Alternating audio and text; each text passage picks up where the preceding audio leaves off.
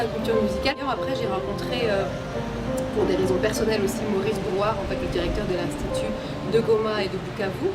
Et on a un peu évoqué ce qui était possible de faire dans ce domaine et le projet est né de cette discussion. Et on en est venu à l'idée de faire 2 résidences de chant pour monter un micro-opéra.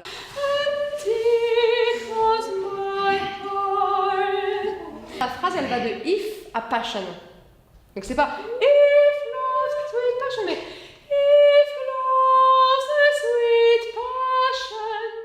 Comment ça s'est passé ensuite en fait, en 3 temps. Je suis venue une première fois pour faire des auditions de chanteurs et il y avait 80 chanteurs qui ont participé, donc il y avait du monde. Suite à cette audition à laquelle avaient été préparés les chanteurs par Fidèle, on a gardé 15 chanteurs. C'était difficile parce qu'il y avait plein de très très bons chanteurs et c'était pas évident de choisir l'un plutôt que l'autre, mais bon, in fine, on a gardé 15 chanteurs. On a travaillé d'une part la musicalité, la mise en place musicale avec Lucia et avec moi un peu la technique vocale et la mise en scène pour réussir vraiment à faire un spectacle et pas simplement un concert de chant. I obey my touch has long, long been out, has long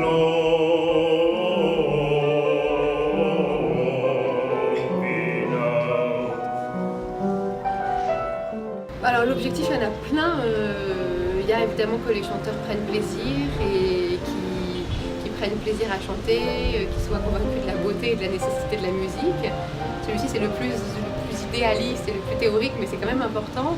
Et puis de façon plus concrète, c'est de donner à connaître aux Gomatraciens ce que peut être un opéra.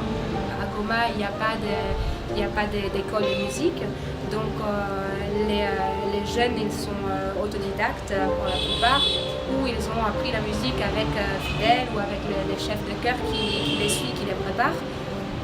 Et donc, ils n'ont pas forcément tous le même niveau. Il y en a qui déchiffrent une partition plus facilement, il y en a qui font tout à l'oreille, il y en a qui ont une très très bonne mémoire, donc ils apprennent tout par cœur, mais qui sont du coup détachés du support vraiment de la partition. Donc, il faut trouver une façon pour travailler avec tout le monde et pour porter un peu plus tout le monde au même niveau. Donc voilà, ça aussi c'est un gros défi, réussir à monter un spectacle en 5-6 jours. C'est vraiment, le temps est très précieux. Je suis très satisfaite du résultat parce qu'ils ont des grandes capacités, vraiment. Ils ont déjà de très belles voix, ce qui n'est pas donné à tout le monde. Et puis des facilités d'oreille, ça sans doute. Mais même des facilités de mémorisation, et puis il y a aussi les côtés de la langue. Je trouve que c'est génial. Ma demande est que ça soit continuel, parce que les jeunes qui ont appris, auparavant ils étaient 80, nous sommes restés avec 15, et les 15 là qui ont appris pendant, je dirais, 2 semaines avec Marouchka et Lucia, ils ont appris quelque chose. Moi-même, je suis les voir dans nos chorales respectives et dans toute la ville. Nous avons une nouvelle idée et nous allons essayer de pratiquer tout ce que nous a appris. Tout cet apport-là, nous allons essayer de pratiquer ça dans nos chorales pour que la musique aille de l'avant à Goma. C'était pour moi vraiment un honneur et je ne savais pas si au moins je peux avoir un tout petit peu de talent, mais je vu que vraiment j'ai aussi des talents, je chantais. J'ai eu à avoir un surplus sur ma connaissance en ce qui concerne la musique. J'ai appris vraiment beaucoup de choses.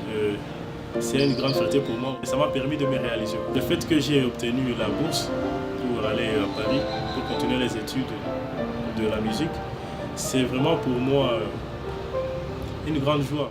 Comme tous les projets de l'Institut français, c'est un projet qui s'inscrit dans la durée. Il y a évidemment la fin de cette aventure à Goma, qui est un spectacle d'opéra, mais ce projet pour l'un des chanteurs va se poursuivre par une année d'études en France, grâce à une bourse qui lui sera attribuée et qui financera ses études dans un conservatoire parisien et qui est rendue possible par l'aide de plusieurs acteurs, à la fois l'Institut français, mais le service culturel de l'ambassade de France, l'École normale de musique de Paris qui va accueillir cet étudiant et le concours d'une fondation privée. Ce qui illustre la façon dont on essaie de faire les choses en associant des fonds publics et du mécénat pour permettre à des étudiants et des artistes talentueux comme ce chanteur de progresser dans leur carrière et de faire connaître leur talent.